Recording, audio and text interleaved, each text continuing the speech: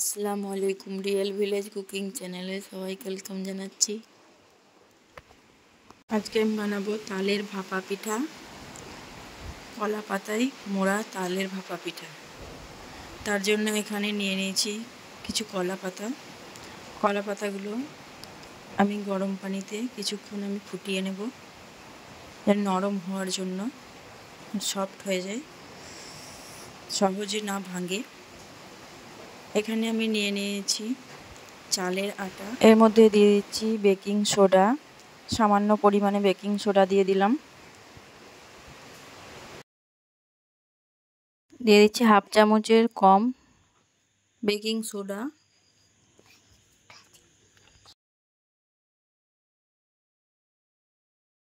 ভালোভাবে মিশিয়ে নিচ্ছি, এক চামচের সাহায্যে ভালোভাবে মিশিয়ে নিতে হবে। এবার আমি দিয়ে দেবো চিনি, এক চামচ পরিমাণে চিনি দিয়ে দিচ্ছি। চিনি দিয়ে আবারও ভালোভাবে মিশিয়ে নিচ্ছি।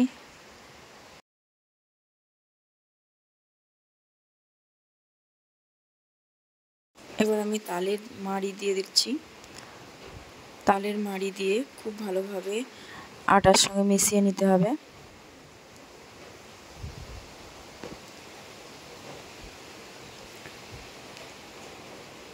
খুব ভালোভাবে মিশিয়ে নিতে হবে।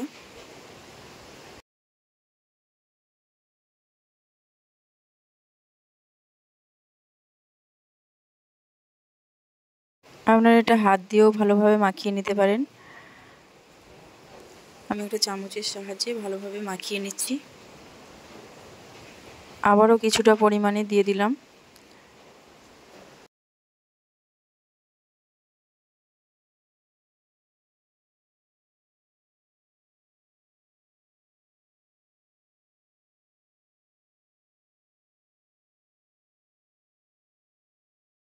খুব ভালোভাবে আমি মাখিয়ে নিয়েছি। দেখুন, খুব ভালোভাবে মাখানো হয়ে গেছে। এরকম খুব নরম হবে না, শক্ত শক্ত করে এইভাবে মাখানো হয়ে গেছে।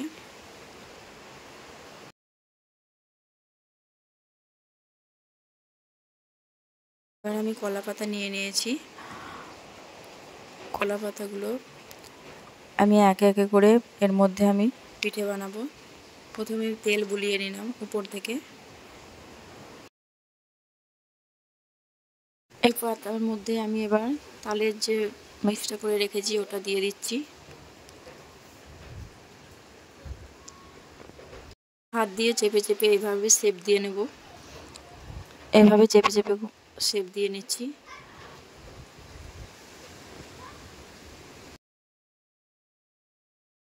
তালের একটা নতুন রেসিপি, আপনার বাড়িতে বানিয়ে দেখবেন, খেতে খুবই সুস্বাদু, খুবই টেস্টি একটা রেসিপি।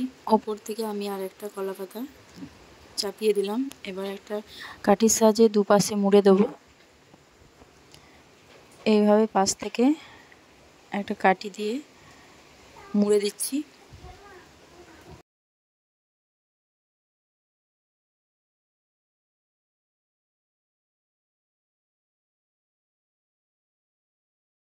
দু সাইডটাই খুব ভালোভাবে মুড়ে দিতে হবে। এই রকম করে আমি বাকি যেগুলো আছে সব কটা বানিয়ে নেব।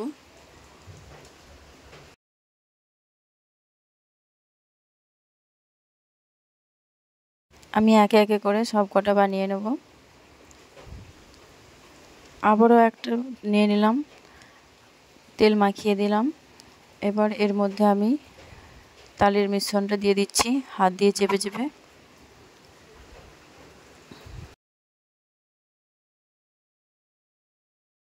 ওপর থেকে কলা পাতা দিয়ে দিচ্ছি।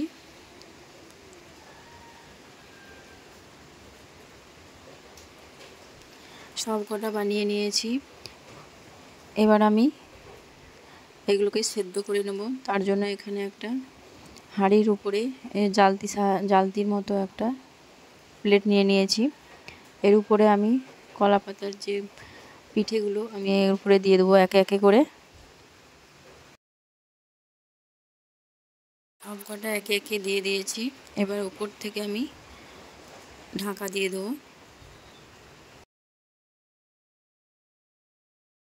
ওপর থেকে ঢাকা দিয়ে রেখে দিচ্ছি 15 মিনিট। 15 মিনিট এটা সেদ্ধ হতে দেবো।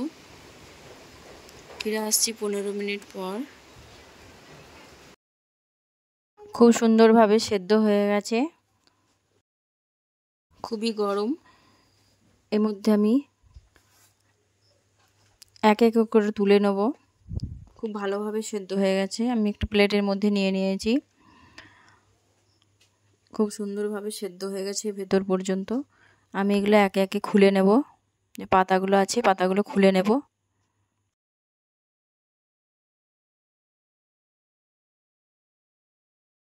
একে একে করে পাতাগুলো সব খুলে নিচ্ছি। খুব ভালোভাবে ভেতর পর্যন্ত সেদ্ধ হয়েছে দেখুন। মিষ্টি একটা রেসিপি, আপনারা বাড়িতে স্টেপ বাই স্টেপ ফলো করে বানাবেন, খুবই খেতে ভালো লাগবে। খুবই সুস্বাদু একটা রেসিপি। ভালো লাগলে চ্যানেলটা সাবস্ক্রাইব করবেন নতুন নতুন রেসিপি পাওয়ার জন্য। আমি একটা কেটে দেখাচ্ছি।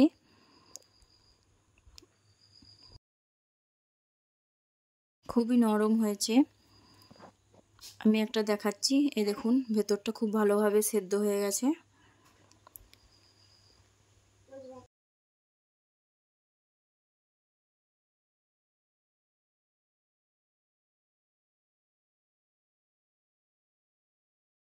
তালের এই মিষ্টি রেসিপি বাচ্চা বড় সকলেই খেতে পছন্দ করবে।